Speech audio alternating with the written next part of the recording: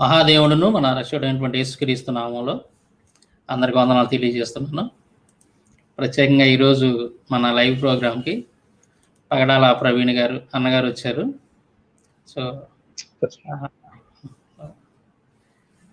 అన్న వందనాలు అన్న మీకు. అన్న ఈరోజు లైవ్ పెట్టడానికి గల ముఖ్యమైన కారణం ఏంటంటే, కరుణాకర్ సుగ్గుడు అనేటువంటి వ్యక్తి గత కొద్ది రోజుల నుండి యెహోవా కల్పితం అంటూ కొన్ని వీడియోలు చేస్తూ ఉన్నాడు. ఆ వీడియోలు చూసి మన సహోదరులు కొంతమంది స్పందించారు, ముఖ్యంగా విజయ్ కుమార్ గారు ఇలా స్పందించారు. సో దాంట్లో ఆయన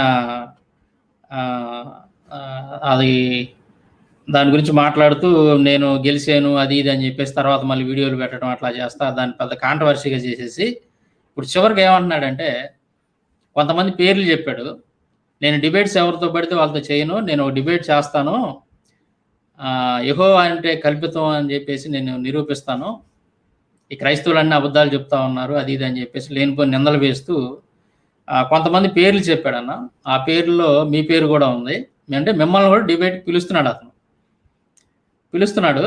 సో ఆ సందర్భంగా మీ యొక్క ప్రతిస్పందన ఏంటనేది ఒకసారి ప్రజలకు కూడా వినిపిద్దాం, అతనికి కూడా తెలుసుకునేటట్టుగా మీ దగ్గర నుండి సమాధానం తీసుకుందామని ఈరోజు మిమ్మల్ని ఇన్వైట్ చేయడం జరిగింది. ముందుగా అతను ఏమన్నాడో ఒక 2 minutes క్లిప్పింగ్ ఒకటి ఉందన్న, అది నేను వినిపించిన తర్వాత ఇక మనం కార్యక్రమంలోకి వెళ్దాం. అవును బ్రదర్, ఒకసారి వినిపించండి. నేను చూడలేదు, నేను వినలేదు. సో ఒకసారి అంటే ఆ వీడియో చూస్తే కనుక కొంచెం అవగాహన కూడా వస్తుంది స్పందించడానికి. దయచేసి వేయండి.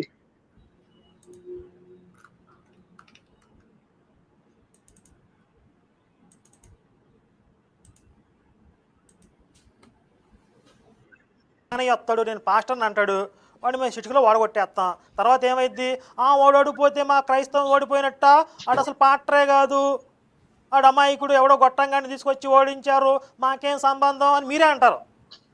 అందుకని కాస్త గుర్తింపు, ఒక స్థాయి, ఒక హోదా ఉన్నటువంటి పాస్టర్ వస్తే నియమబద్ధంగా చర్చకు కూర్చుందాం.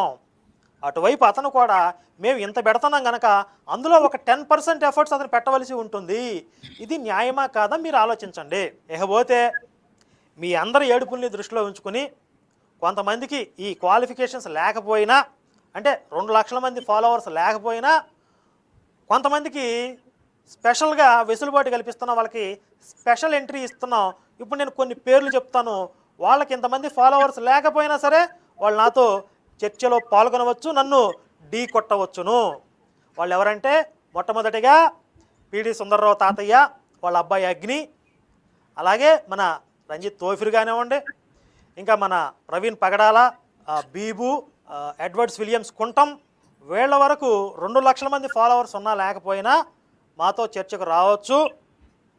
ఇకపోతే మరి కల్వరి సతీష్ కానీ, బెల్లంపల్లి పాస్టర్ కానీ, లేకపోతే బ్రదర్ అనిల్ కుమార్ కానీ, ఇలాంటి కేటగిరీలో ఉన్న వాళ్ళకి ఎలాగూ అంతమంది ఫాలోవర్స్ ఉంటారు, ఇంకెక్కువే ఉంటారు కనుక వాళ్ళకి ప్రత్యేకంగా ఆహ్వానం తెలియజేయాల్సిన అవసరం లేదు. వాళ్ళు వస్తారు రారో వాళ్ళు నిర్ణయించుకోవాలి.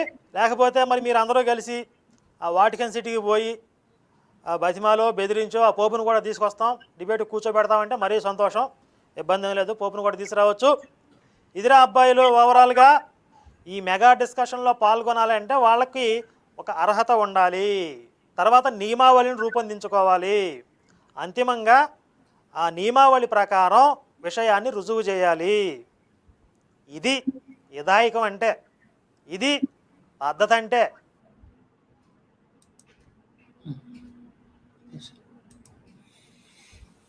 అదన్నా చెప్పండి.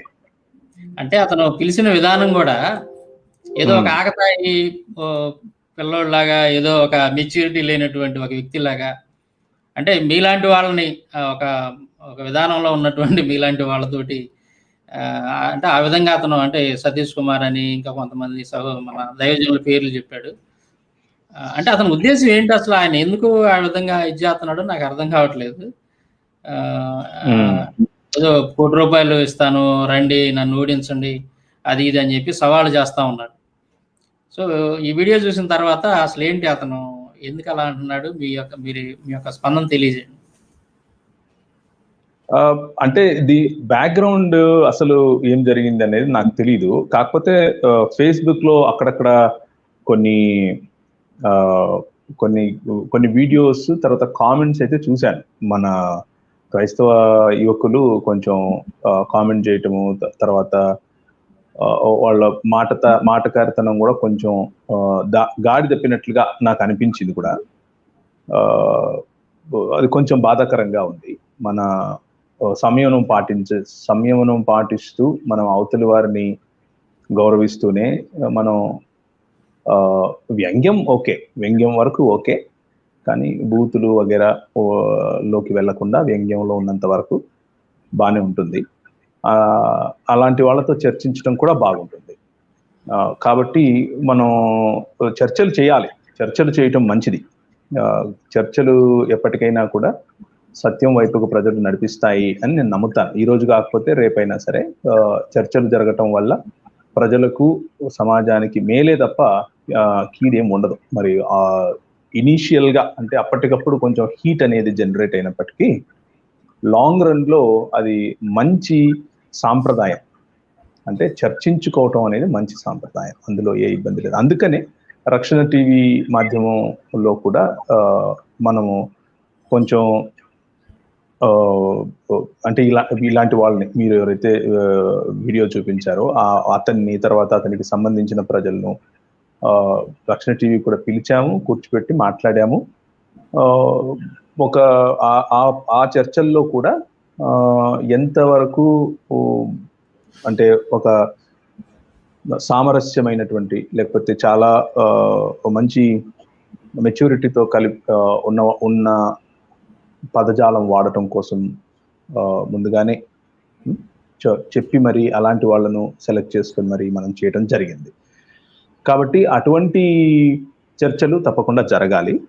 అలాంటి చర్చలు జరగటమే అంటే నా అభిమతంలో కూడా అలాంటి చర్చలు మంచిదిగానే నేను భావిస్తున్నాను. నియమావళి అని ఇంతవరకు వీడియోలో అన్నారు, చాలా సంతోషం. నియమావళి ఉండాలి. నియమావళి లేకుండా మాట్లాడుకోవటం అనేది అంత కరెక్ట్ కాదు. అయితే మాట్లాడుకున్న తరువాత అర్హతలు గుర్తొస్తున్నాయి అంటే కూడా అది కూడా అంత జ్ఞానయుక్తమైనటువంటి మాట కాదు. మాట్లాడుకున్న అంటే ఒకసారి చర్చ జరిగిపోయిన తర్వాత అర్హతలు గుర్తుకు రావటం ఏమిటి అంటే ఒక రకంగా వీళ్ళతో అంటే నేను చేయలేకపోయాను అని చెప్పే మాట నా ఇది అని కూడా అర్థం చేసుకోవచ్చు నిజానికి చెప్పాలి అని అంటే. సో ప్రత్యర్థులు శత్రువులుగా కాకుండా ప్రత్యర్థులుగానే ఒకరినొకరు గౌరవించుకుంటూ చేసే చర్చలు మంచిగానే ఉంటాయని నా అభిప్రాయం. ఓకే, అదే ఇతను మాట్లాడుతూ కొంతమంది పేర్లు చెప్పాడు. పర్టికులర్ కొంతమంది పేర్లు చెప్పి మీరంతా రండి, నేను ₹1,00,00,000 రాసిస్తాను అంటే ఇవన్నీ అవసరం అంటారా? అంటే మనం ఏదైనా సత్యాన్ని ప్రజల్లో తీసుకెళ్లాలి అనుకున్నప్పుడు ఒకళ్ళనొకళ్ళు దూషించుకోవడం కానీ దూషణతో అవసరం లేదు నాకు తెలిసినంత వరకు. ఇప్పుడు మీరు చెప్పింది కూడా అదే. మనం వాస్తవాన్ని ప్రజల్లో తీసుకెళ్లాలనుకున్నప్పుడు మంచితనంగానే మాట్లాడుకోవచ్చు ఎవరైనా సరే. అది అగౌరవంగా ఎదుటి వాళ్ళని అగౌరవంగా మాట్లాడటం, లేదా బూతులు తిడతా వాళ్ళని పిలవటం కావచ్చు, తర్వాత ఇట్లా రకరకాలుగా చేయాల్సిన అవసరం లేదు కదా. ఇదంటే ఇతని యొక్క మాటల్లో చూస్తే మొదటి నుంచి కూడా ఏదో అవమానిస్తూ వాళ్ళని హేళన చేస్తూ ఇట్లా పిలవటం అనేది దీన్ని ఎట్లా చూడొచ్చు అంటారు? అసలు ఇలాంటి వాతావరణం కరెక్టేనా? ఇలాంటి వాతావరణంలో డిబేట్ చేయొచ్చు? అలాంటి వాతావరణము ఎటువంటి పరిస్థితుల్లో కూడా అది యాక్సెప్టబుల్ కాదు. ఇంతకు ముందు కూడా అంటే 2011, 12, 15 వరకు, యాక్చువల్గా 2015 వరకు ముస్లిం సహోదరుల్లో కూడా ఇలాంటి హెచ్కే పోయారు చాలా మంది. మాకు 1,00,000 ఫాలోవర్స్, 2,00,000 ఫాలోవర్స్, 4,00,000 ఫాలోవర్స్. ఫాలోవర్స్ని బట్టి స్థాయి ఉండదు. స్థాయి అనేది మనిషికి ఉన్నటువంటి పరిణతిని బట్టి, చదువును బట్టి, క్వాలిఫికేషన్ అనేవి అతని బిహేవియర్ బట్టి, అతను మాట్లాడే మాటలు బట్టి, ఒకవేళ వ్యంగ్యం సంధించినా కానీ అందులో సత్యం ఉందా లేదా ఇలాంటి వాటిని బట్టి, సబ్జెక్టుని బట్టి ఉంటుంది. కానీ క్వాలిఫికేషన్ అనేది ఫాలోవర్స్ని బట్టి కాదు. ఫాలోవర్స్ చాలా మందికి చాలా మంది ఫాలో అవుతూ ఉంటారు. కానీ ఫాలోవర్స్ ఎక్కువ ఉన్నంత మాత్రాన సబ్జెక్ట్ ఎక్కువ ఉన్నట్లు కాదు. సబ్జెక్ట్ ఎక్కువ ఉండడం అని అంటే సబ్జెక్ట్ ఎక్కువ ఉండటమే. అందులో రాసిన పుస్తకాలు కావచ్చు, లేకపోతే ఆర్టికల్స్ కావచ్చు, లేకపోతే పబ్లిక్ టాక్స్ కావచ్చు, వాటికి ప్రామాణికంగా వాళ్ళు తీసుకున్నటువంటి గ్రంథాలు కావచ్చు, ప్రామాణికంగానే మాట్లాడుతున్నారా లేదా అన్నటువంటి టెస్ట్ కావచ్చు, మూల భాషల్లోకి వెళుతున్నారా లేదా అనేటటువంటి టెస్ట్ కావచ్చు. ఇలాంటి వాటి నుంచి మనము క్వాలిఫికేషన్ కానీ ఎంతమంది ఫాలో అవుతున్నారు అనేది నాకు తెలిసినంత వరకు అప్రస్తుతం అది. ప్లస్ దానికి తోడు ఇంతకుముందు ముస్లిం సహోదరులు అలా చేసినప్పుడు కూడా మనం చాలా పద్ధతిగా స్పందించి వారిని పిలిచాం, మనం మాట్లాడుకున్నాం కూడా 2-3 చోట్ల మాట్లాడుకున్నాము. ఇంటర్నేషనల్ స్థాయిలో మాట్లాడుకున్నాము, తర్వాత రాష్ట్రీయ అంటే మన దేశ స్థాయిలో కూడా మాట్లాడుకున్నాము, వేరు భాషల్లో, హిందీ కావచ్చు, ఇంగ్లీష్ కావచ్చు. అలా మాట్లాడుకున్నప్పుడు మొదటగా కొంచెం హీట్ అనేది జనరేట్ అయినప్పటికీ కూడా అది ఒప్పుకోవాలి, హీట్ జనరేట్ అవుతుంది. రెండు సమాజాల మధ్య జరిగేటటువంటి డిస్కషన్ కాబట్టి మనం అయితే ఒక చక్కటి మాట కరుణాకర్ గారు చెప్పారు. ఏంటి అని అంటే, ఎవరు పడితే వాళ్ళు కాకుండా ప్రామాణికత ఉన్న వాళ్ళు, అంటే వీక్ అతన్ని తీసుకొచ్చి పెట్టారు కదా మీరు అని అనకుండా అన్నటువంటి మాట చెప్పారు. దాంతో నేను ఏకీపిస్తున్నాను.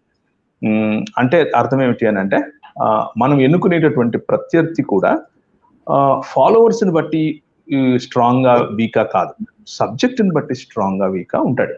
సో ఉదాహరణకు నేను మీకు చాలాసార్లు చెప్పాను, దాదాపు ఒక 3.5-4 సంవత్సరాల నుంచి రాజీవ్ మల్హోత్రా అనే వ్యక్తి గురించి నేను మీకు చెప్పే ఉంటాను. మనం చాలా సార్లు మాట్లాడుకున్నాం. ఆయనను పబ్లిక్ గా పిలుస్తూ ఉన్నాం. ఇండాలజీ అనే ప్రోగ్రామ్స్ ఆయన కోసమే రూపొందించాం. ఆయనకి కరెక్ట్, ఆయన మెయిల్ పెట్టాం. ఆయన చేసే ప్రతి పనిని కూడా అడ్డుకుంటామని చెప్పాం. ఎలా అడ్డుకుంటాం? ఇలా అవాక్కులు చవాక్కులతో కాదు, సబ్జెక్టుతో అడ్డుకుంటాం, సబ్జెక్టుతోనే మాట్లాడతాం. మంచి భాషను వినియోగించి మంచి భాషతోనే దేశాన్ని, దేశ సమగ్రతకు ముప్పు తెచ్చేటటువంటి ఇలాంటి శక్తులను తప్పకుండా అడ్డుకోవాలి. అడ్డుకోవటం కోసం వీలైనంత ప్రిపరేషన్ ప్రజల్లో ఉండాలి. ఆ ప్రిపరేషన్ కోసం మనం సబ్జెక్టును సమీకరించాలి. ఇంతకుముందు ఇండాలజీ అన్నటువంటి సబ్జెక్ట్ మీద నాకు పెద్దగా అవగాహన ఉండేది కాదు. నేను ఎక్కువగా ఈ కంపారిటివ్ స్టడీ చేసే సమయంలో ఖురాన్ మరియు హదీసులు, తర్వాత ఇలాంటి వాటి మీద ఎక్కువగా మనసు పెట్టి మాట్లాడేవాడిని. కానీ ఒకసారి ఈ రాజీవ్ మల్హోత్రా అనే వ్యక్తి చేసేటటువంటి రాతలు కానివ్వండి, మాటలు కానివ్వండి, ప్రోగ్రామ్స్ కానివ్వండి, దేశాన్ని, భారతదేశం మనుగడను, భారతదేశంలో ఉన్నటువంటి ఐక్యతను ఎలా విడదీస్తుంది అని నాకు అర్థమైన తర్వాత జెన్యున్ గా ఆయనతో మాట్లాడడం కోసం, జెన్యున్ గా ఆయనకు ఈమెయిల్ రాయటం, జెన్యున్ గా ఆయన ఇన్వైట్ చేయటం, తదితరమైన కార్యక్రమాలు సాక్షి అపాలజెటిక్స్ నెట్వర్క్ ద్వారా చేశాం. ఆయన పిలిచాం. పలు చోట్ల ఆయన రాసినటువంటి, అంటే వ్యక్తిగతంగా ఆ వ్యక్తిని ఎప్పుడూ టార్గెట్ చేయలేదు. మనం టార్గెట్ చేసింది ఆ వ్యక్తి రాసినటువంటి మెటీరియల్. ఆ మెటీరియల్ లో ఎంత విలువ ఉంది, ఎంత వాల్యూ ఉంది, అది చారిత్రకతకు నిలబడుతుందా, అది సత్యానికి ఎంత దగ్గరగా ఉంది, ఎంత దూరంగా ఉంది, ఇలాంటి విషయాల్లో మాత్రమే మనము చర్చలు చేయాలి. కానీ వ్యక్తిగతమైనటువంటి దూషణలలోనికి వెళ్ళటం వల్ల, ఒకరిని అవమానపరచడం వల్ల మనం సాధించేదేమీ ఉండదు. అది నేను తెలుగు రాష్ట్రాల్లో ఉన్నటువంటి క్రైస్తవులకు కూడా చెప్తున్నాను. క్రైస్తవ ఎవరైతే వక్తలుగా ఉంటున్నారో, అంటే కొన్నిసార్లు మన వాళ్ళు కూడా సంయమనం తప్పినట్లుగా కనిపిస్తా ఉంది. కాబట్టి మనం జాగ్రత్త పడాలి. మన ఫోకస్ మనం మిస్ అయితే, ఏదైతే చేయటానికి వెళ్తున్నామో, ఏదైతే సాధించాలనుకుంటున్నామో దానికి వ్యతిరేకంగా పోరాడిన వాళ్ళం అవుతాం. కాబట్టి జాగ్రత్త పడాలి. కొన్ని అంటే అవతల వాళ్ళు మాట్లాడిన దాన్ని బట్టి, వాళ్ళ బిహేవియర్ బట్టి కొంచెం మనం అప్పుడప్పుడు సంయమనం కోల్పోతున్నటువంటి మాట వాస్తవమే. ఉదాహరణ చెప్పాలంటే నాతో సహా నేను కూడా ఒప్పుకుంటున్నాను ఆ విషయంలో. సో అలాంటివన్నీ కూడా లేకుండా మంచి ఆరోగ్యకరమైనటువంటి వాతావరణంలో చేస్తే బాగుంటది అనేది వాస్తవం. అది ఆరోగ్యకరమైనటువంటి వాతావరణంలో చేయటానికి 1 కోటి రూపాయలు ఇవ్వడాలు, 50 లక్షలు ఇవ్వడాలు, 10 కోట్లు ఇవ్వడాలు అవసరం లేదు. అది అంటే అది జూదం చేసినట్లుగా ఉంటుంది తప్ప దానివల్ల వచ్చే లాభం ఏమీ ఉండదు. అలాగే మన వాళ్ళు కూడా నేను ₹1,00,000 ఇస్తాను, 2,00,000 ఇస్తాను అన్న వాళ్ళు కూడా అన్న మాటలు కూడా నాకు తెలుసు. అవి కూడా ప్రతిస్పందనగానే అవతల వాళ్ళు ఏవైతే అన్నారో దానికి ప్రతిస్పందనగానే మన వాళ్ళు కూడా అనుంటారు. కానీ దానివల్ల చర్చ అనేది సబ్జెక్ట్ నుంచి డీవియేట్ అవుతుంది. సబ్జెక్ట్ ఇప్పుడు చర్చ ఏమిటి? ఆ చర్చ మీదనే మాట్లాడుకోవాలి. ఇప్పుడు యెహోవా కల్పితమా? యెహోవా కల్పితము అని అయితే అవతల పక్క ఈ స్టాండర్డ్ ఎవరు? అవతల పక్క స్టాండర్డ్ ఎవరు? రాముడా, కృష్ణుడా, లేకపోతే ఎవరు? ఫలానా వ్యక్తి అని చెప్పాలి. అవతల పక్క స్టాండర్డ్ ని తీసుకుని అప్పుడు యెహోవా గురించి మాట్లాడితే రెండు ఒకసారి బేరీజు వేస్తే అటువంటి చర్చలో పాల్గొనటానికి మజా వస్తుంది, మంచిగా ఉంటుంది. అంతేగాని ఏకపక్షంగా చేసేటటువంటి చర్చల వల్ల పెద్ద లాభం ఏమి ఉండదు అని నేను అనుకుంటున్నాను. అవును. అంటే నేను గమనించింది కూడా ఏంటంటే అన్న, ఇప్పుడు మనం దొంగ నోటుని చూసి మోసపోకుండా ఉండాలి ప్రజలు అని అంటే ఖచ్చితంగా మంచి నోటు, దొంగ నోటు పక్కన పెట్టి ఇదిగో దీనికి ఈ లక్షణాలు ఉంటాయి, దీనికి ఈ లక్షణాలు ఉంటాయి అని కనుక మనం చూపించి కంపేర్ చేసి చెప్పగలిగితే చూసే ప్రజలు కూడా ఈజీగా దాన్ని క్యాచ్ చేస్తారు, తెలుసుకుంటారు, బాగా అర్థమైంది ప్రజలకు. మనం మొదటి నుంచి కూడా అదే స్టాండర్డ్ మీద ఉన్నాం, అదే చెప్తా ఉన్నాం మనం. సో అదే పని మనము మీకు గుర్తుంటే అంటే ఒక 2 సంవత్సరాల క్రితం రక్షణ టీవీలో కూడా అదే స్టాండ్ తోనే మనము చాలా కార్యక్రమాలు చేశాం. అందులో కరుణాకర్ను తర్వాత అతనికి సంబంధించిన కొంతమందిని, ఒక ఆయన ఏం పేరు డాక్టర్ ఉన్నాడు కదా, ఆయనని కూడా పిలిచాం. భాస్కర్ రాజు గారు స్నేహపూర్వకంగా వాళ్ళు వచ్చారు, స్నేహపూర్వకంగా మాట్లాడుకున్నాం. అయితే వీళ్ళల్లో ఉన్నటువంటి డబుల్ స్టాండర్డ్స్ కూడా మనము ప్రజల ముందుకు పెట్టగలిగాం, చాలా సమర్థవంతంగా పెట్టగలిగాం. ఏంటి ఆ డబుల్ స్టాండర్డ్స్ పెట్టాము అని అంటే, ఎప్పుడైతే దాన్ని ఏమంటారు, క్రైస్తవ సబ్జెక్ట్ నుండి అదే సబ్జెక్టుకు సంబంధించినటువంటి ప్రశ్నలు వారి సబ్జెక్ట్ లో లేకపోతే వారి గ్రంథాలకు సంబంధించి అడిగిన వెంటనే వాళ్ళు అసలు ఆ ప్రిమైసెస్ లో ఉండటానికి కూడా ఇష్టపడలేదు, వాళ్ళు అక్కడ నుంచి వెళ్ళిపోవాలనుకున్నారు. అది ఎందుకు అలా జరుగుతుంది అని అంటే, సబ్జెక్ట్ లో పట్టు లేకపోతే అలా జరుగుతుంది. అవతల వారిని మీద ప్రశ్నలు వేయటము లేకపోతే బురద చల్లటము అనేది మాత్రమే తెలిసి, నా ఇల్లు నేను ఎలా కాపాడుకోవాలి, నా ఇంట్లో ఉన్న సత్యం ఏంటి అనేది తెలియకపోతే వచ్చేటటువంటి స్పందన అలా ఉంటుంది. కాబట్టి ఇంతకు ముందు కూడా మనం పిలిచినప్పుడు రక్షణ టీవీలో వారిని ఆహ్వానించి చేసినప్పుడు పెట్టినటువంటి ఇది ఏమిటి, అసలు ఏం మాట్లాడుకున్నాం అప్పుడు అని అంటే, సబ్జెక్ట్ ఫలానా రామాయణంలో నుండి ఫలానా దాంట్లో నుంచే తీసుకోవాలి అని అనుకున్నాం. కానీ బైబిల్లో నుండే తీసుకోవాలి అని అనుకున్నాం. ఒకవేళ రామాయణం నుంచి ప్రశ్నలు వస్తే అవి వాల్మీకి రామాయణంలో నుంచి రావాలి అని అనుకున్నాం. అంటే నియమావళి తప్పకుండా ఉండాలి, నియమావళి ప్రకారమే చేయాలి. అయితే నియమావళిలో ఉన్నది రాసి పెట్టుకోవటం మంచిది. ఒకసారి రక్షణ టీవీలో జరిగిన ఈ డిస్కషన్ లో కూడా నియమావళి అన్నది మౌఖికంగా బెన్హర్ గారు చెప్పినప్పుడు వాళ్ళకు ఒక రకంగా అర్థమవటం, మనకు ఒక రకంగా అర్థమవటం అనేది కన్ఫ్యూజన్ క్రియేట్ చేసింది. కన్ఫ్యూజన్ ఏమీ కాదు, యాక్చువల్ గా అది ఆ కన్ఫ్యూజన్ సబ్జెక్ట్ లేక కావాలని కన్ఫ్యూజన్ అని చెప్పే ప్రయత్నం చేశారు, చాలా స్పష్టంగానే మాట్లాడారు అప్పుడు కూడా. ఏదేమైనప్పటికీ అటువంటివి లేకుండా నియమావళి అన్నది లేకపోతే రాతపూర్వకంగా ఒక అగ్రిమెంట్ ఉంటే కనుక అది మంచిది. అలాంటి అగ్రిమెంట్ తో కనుక డిస్కషన్స్ జరిగితే డిస్కషన్స్ ఎప్పుడు ఆహ్వానించదగ్గవే కదా. అవునన్న, అది మనం మొదటి నుంచి చెప్తా ఉన్నాం అదే. కాకపోతే వాళ్ళు అప్పుడప్పుడు కొంచెం రెచ్చగొట్టే మాటలు మాట్లాడినప్పుడు మాత్రం సంయమనం, మేమంతా కలిసి కొంచెం సంయమనం తప్పుతున్నటువంటి మాట మాత్రం వాస్తవమే. అయితే రక్షణ ఛానల్ జరిగినటువంటి డిబేట్స్ అన్ని కూడా గమనిస్తే మొదటి నుంచి ఇప్పటి వరకు కూడా ఎక్కడ కూడా మీరు మధ్యలో వక్తగా ఉండి మాట్లాడినటువంటి కానీ, అంటే మీరు జడ్జిగా ఉండి జరిగినటువంటి ప్రోగ్రామ్స్ కావచ్చు, తర్వాత ఇంకా వేరే వాళ్ళు మన వాళ్ళు ఎవరితో ఆయన మాట్లాడినటువంటి బిబ్బు గారు కావచ్చు, నవీన్ కావచ్చు, మీరు ఇంకా మన వాళ్ళు మాట్లాడినవన్నీ ఎక్కడా కూడా వల్గారిటీ కానీ గబుక్కన వాళ్ళని తొందరపడి ఒక మాట అంటాం కానీ, అంటే ఒక పెద్ద తరహాగా అది ఒక మెచ్యూర్ పర్సన్స్ ఉన్నటువంటి ఒక డిబేట్ లాగా లేదంటే ఒక చర్చా కార్యక్రమాలాగా మర్యాద పూర్వకంగా జరిగినాయి ఇప్పటి వరకు కూడా. చాలా అలాగే జరగాలి బ్రదర్, అలాగే జరగాలి. మీరు గమనించిన మాట నిజము, అలాగే జరగాలి. అలాంటి వాళ్ళతోనే చర్చించాలి. అలాంటి పరిణతి లేని వాళ్ళు 1 కోటి 2 కోట్లు ఇచ్చినా 3 కోట్లు ఇచ్చినా 10 కోట్లు ఇచ్చినా అలాంటి వాళ్ళతో చర్చించడం వల్ల అంటే స్థాయిలు వెతుక్కోవడం అనేది అక్కడ వెతుక్కోవాలి.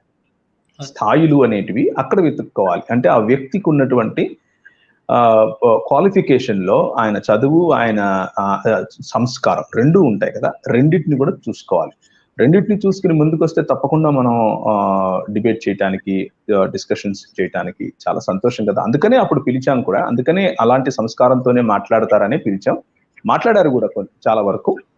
కొన్ని చోట్ల వాళ్ళు అభ్యంతరపడ్డారు. ఎందుకు అభ్యంతరపడ్డారు అని అంటే వాళ్ళకు సంబంధించినటువంటి ప్రశ్నలు వచ్చినప్పుడు అభ్యంతరపడ్డారు. తర్వాత ఇప్పుడు అదే నాకు అనిపించేది కూడా ఏంటంటే అన్న, ఇట్లు మనం కోడి పందాలు వేయట్లేదు కదా బెట్లు పెట్టుకోవడానికి. అంటే మన ఇంటెన్షన్ ఏంటి, మనం ఏం చెప్పాలనుకుంటున్నాం ప్రజలకి? ఒక సందర్భంలో నేను కూడా అన్నాను, అతను 10 లక్షలు అంటే నేను కూడా 20 లక్షలు అని అన్నాను. అంటే అతను అన్నదాన్ని బట్టి అలా అనకూడదు. నేను మాట్లాడింది కూడా తప్పే, దాని గురించి నేనేం సమర్థించుకోను. కానీ ఎవరైనా సరే, వాళ్ళు కావచ్చు, మనం కావచ్చు, అంటే నా ఉద్దేశం ఏంటంటే, మనం కోడి పందాలు వేయట్లేదు ఇక్కడ, లేదంటే జోదం ఆడలేదు, బెట్లతోటి సంబంధం లేదు. మన ఉద్దేశం ఏంటి అంటే, వాళ్ళ ఉద్దేశం కావచ్చు, మన ఉద్దేశం కావచ్చు, మనం ఏదైతే ఒక సిద్ధాంతానికి కట్టుబడి ఒక విశ్వాసాన్ని మనం కలిగి ఉన్నామో, ఆ విశ్వాసం అనేది కరెక్టా కాదా, ఇది ప్రజల్లో తీసుకెళ్ళడం మన యొక్క లక్ష్యం. అంటే ఇక్కడ మీ చెప్పే మాటలో ఇంకొక విషయాన్ని నేను జోడించాలనుకుంటున్నాను. మీరు సత్యమా కాదా అని చూస్తున్నారు, కానీ మరి అంటే ప్రత్యర్థులుగా ఉన్న వారికి అదే దృక్పథం ఉందా లేదా అనేది కూడా గమనించుకోవాలి. ఇప్పుడు ముస్లిం సోదరులు ఉన్నారు. ముస్లిం సోదరులతో మనము చేసేటటువంటి ఈ డిబేట్స్ కానివ్వండి, లేకపోతే ముస్లిం సోదరులతో చేసేటటువంటి డిస్కషన్స్ ఏవైతున్నా అవి కూడా సత్యమా కాదా అన్న దాని మీదనే ఆధారపడి ఉంటాయి ఎక్కువ భాగం. కొంతమంది కొన్ని జిమిక్కులు చేసే ప్రయత్నం చేస్తారు. అలాంటి వాళ్ళకు ఎలా సమాధానం చెప్పాలో చెప్తూనే వచ్చాం మనం కూడా.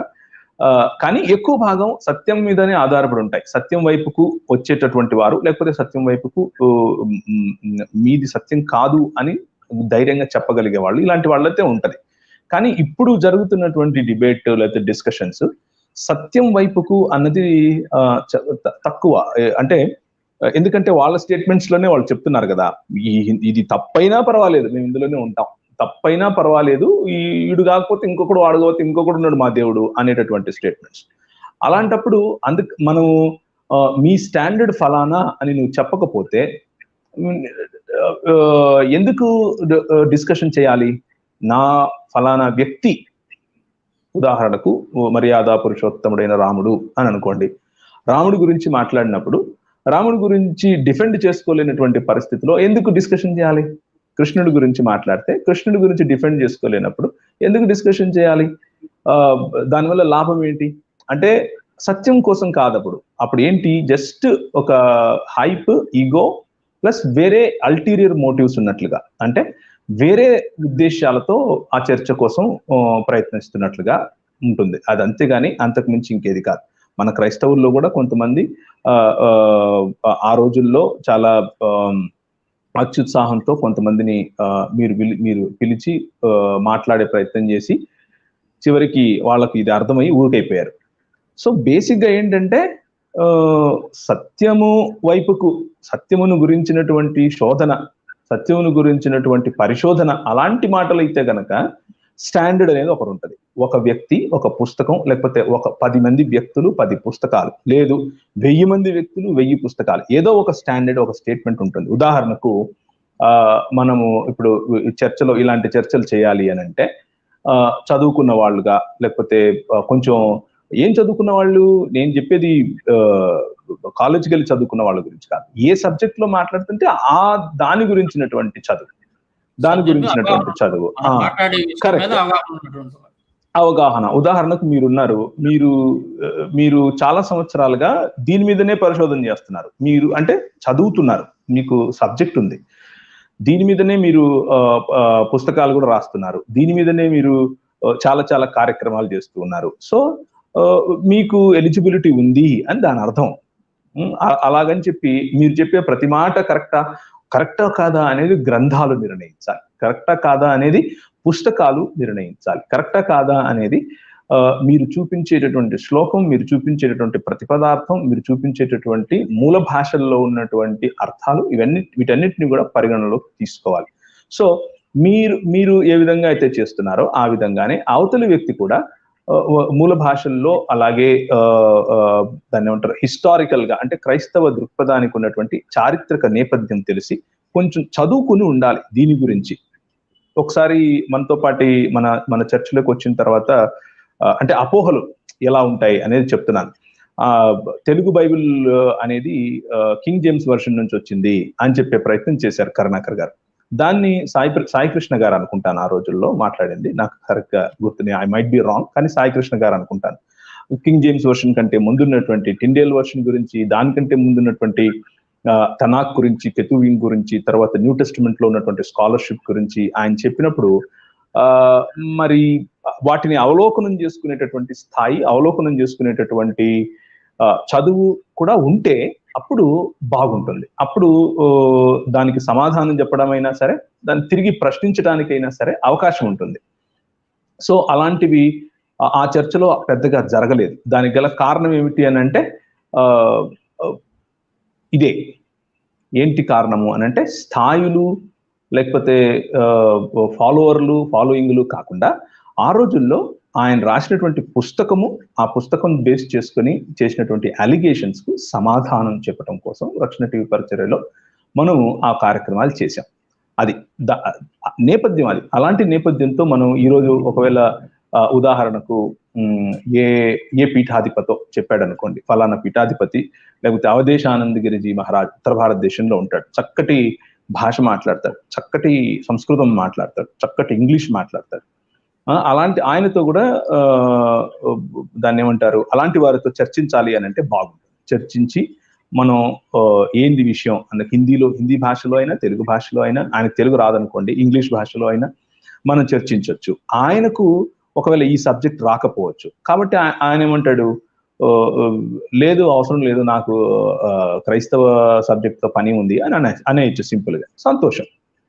లేదు మన తెలుగు రాష్ట్రాల్లో ఉండేటటువంటి చిన్నజీయర్ గారో, లేకపోతే ఇంకేదో ఫలానా మఠానికి చెందినటువంటి వ్యక్తో, లేకపోతే ఇస్కాన్ అనేటటువంటి సంస్థకు చెందినటువంటి వ్యక్తి ముందుకు వచ్చి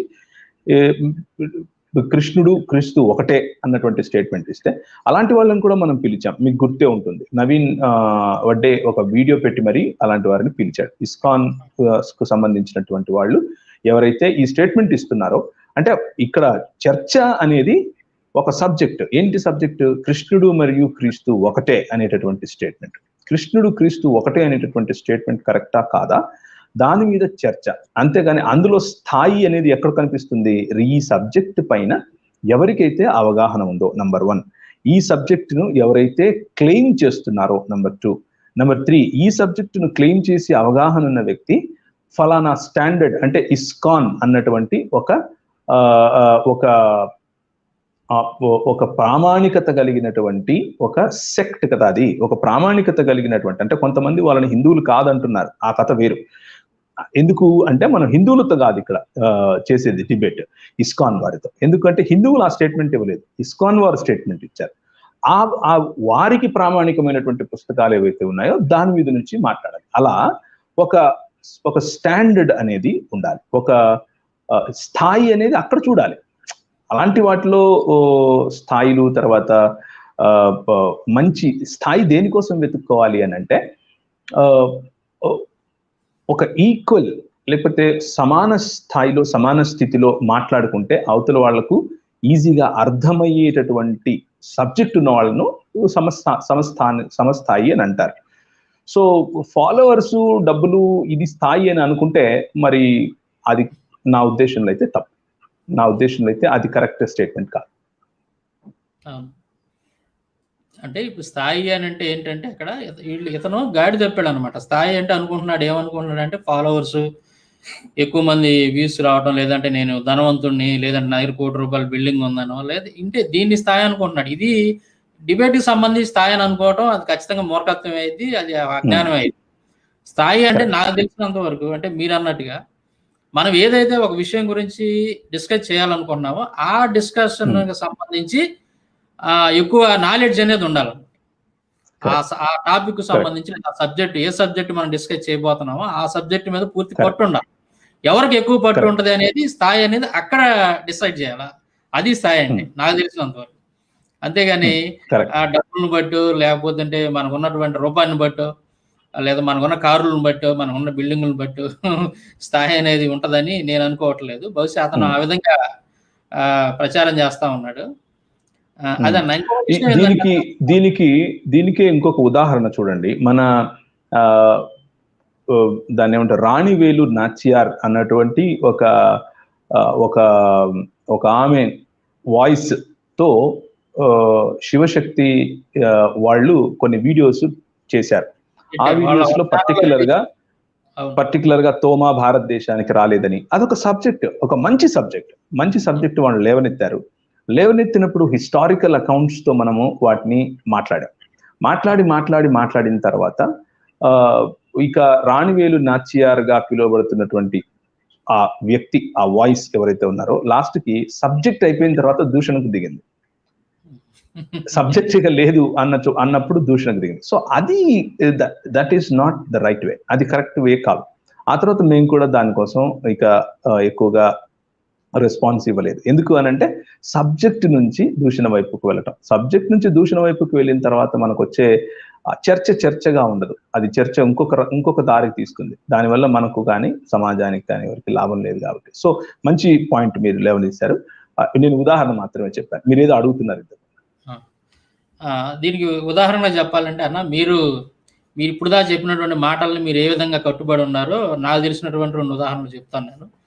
ముస్లిమ్స్ గురించి మీరు అప్పట్లో అంటే షఫీ గారు అనుకుంటాను, యుఐఆర్సి షఫీ గారు ఇంకా కొంతమంది కలిసి క్రైస్తవ లోకాన్ని గలిబిలి చేస్తున్నటువంటి సమయంలో మీరు అప్పుడే మధ్యప్రదేశ్లో మిషనరీగా చేసి రావడం, ఇక్కడ ఉన్నటువంటి తెలుగు రాష్ట్రాల్లో ఉన్నటువంటి పరిస్థితి చూసిన తర్వాత మీరు ఎట్లాగైనా సరే ఈ గలిబిల్లోంచి క్రైస్తవ లోకాన్ని బయట వేయాలి, వాళ్ళు ఏ విధంగా మోసం చేస్తున్నారు అవన్నీ బయట పెట్టాలి అన్నట్టుగా మీరు కంకణం కట్టుకొని దానికి సంబంధించి చాలా సమయాన్ని వెచ్చించి బుక్స్ తెప్పించి అటు బైబిల్కి సంబంధించి ఇటు ఇస్లాంకి సంబంధించినటువంటి స్క్రిప్చర్స్ అన్నీ కూడా మీరు బాగా చదివి వాటితోటి మీరు ఎప్పుడైతే వీడియోలు చేయటం మొదలు పెట్టారో, అంటే నాకేమనిపించిందంటే అప్పుడు దాకా నేను కావచ్చు నాతో పడినటువంటి యూత్ కొంతమంది ఆ టైంలో వాళ్ళంతా ఒక రకమైనటువంటి భావజాలంలో ఉన్నారు.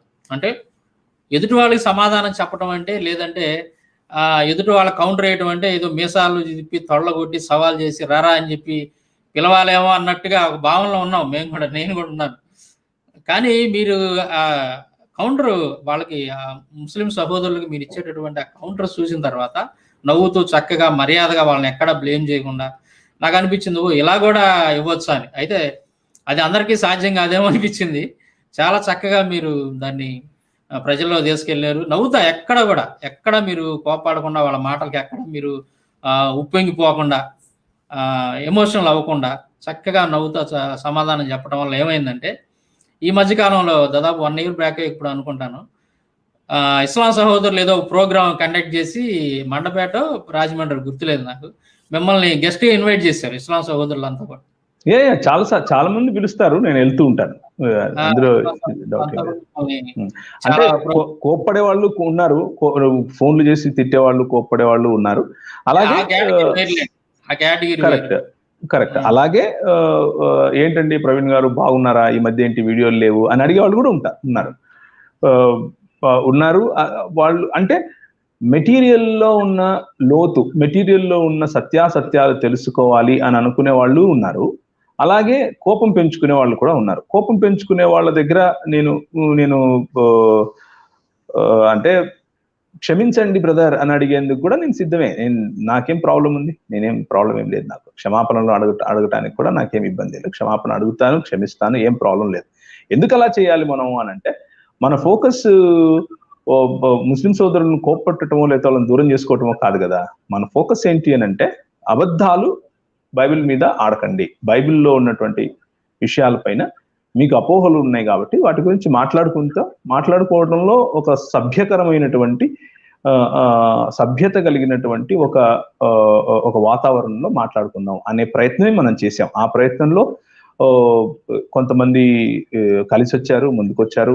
మనం వాళ్ళ ప్రోగ్రామ్స్కి వెళ్ళాం, వాళ్ళు మన ప్రోగ్రామ్స్కి వస్తారు. ఈ రోజు కూడా నేను డిబేట్ చేసినటువంటి ఆరిఫ్ గారు టచ్ లో ఉంటారు, అప్పుడప్పుడు ఫోన్ చేస్తే పలుకుతారు, నా ప్రోగ్రామ్ కూడా వస్తారు, వచ్చారు ఒకటి రెండు సార్లు.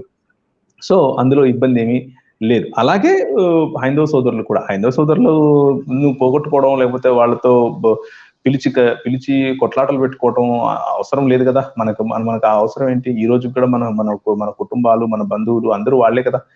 సో సమస్య ఇక్కడ అంటే సమస్య ఈగోకి వెళ్ళకూడదు. సమస్య అన్నది కేవలము సబ్జెక్ట్కి ఉండాలి. సబ్జెక్ట్ లో ఉండి మాట్లాడినప్పుడు అది ప్రజల దృష్టిలో అయినా, సమాజంలో లేకపోతే అధికారుల దృష్టిలో అయినా సరే అది ఒక రకమైనటువంటి గలిబిలి గందరగోళం కాకుండా చాలా సామరస్యంగా ఉందిలే ఇది అన్నటువంటి ఇంప్రెషన్ ఉంటుంది.